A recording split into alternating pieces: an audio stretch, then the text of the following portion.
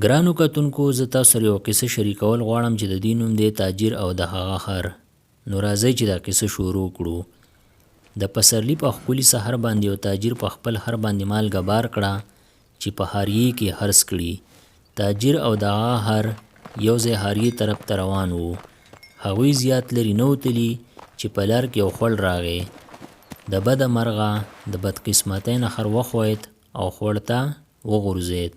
کله چې هر بهر ته د خوړ نه راووت نو هغه محسوس کړل چې د هغه بار سپک شوی و.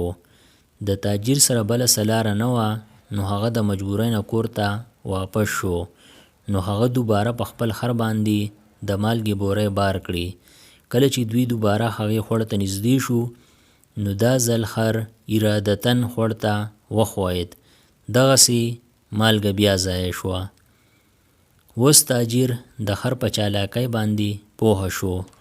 هغه غوښتل دا چې دې خر ته سبق زده کړي. کله چې دا تاجر دوباره سره د هر کور ته راغی نو دا ځل یې په هغه اسپنج بار کړو. په دریم ځل دوی بیا بازار طرف ته روان شو. کله چې دوی بیا خوړ ته نږدې شو نو دا ځل هر بیا په چالاکۍ سره خوړ ته وغورځید. خو دا ځل بار د سپکېدو په ځای زیات دروند شو. تاجر په خر پورې وخندل او ویل ای بیوقوفه خره، ستا چالاکي نیولې شوې ده. تا له معلومېده پکار دي چې تا بار بار چاله دوکه نشي ورکولی.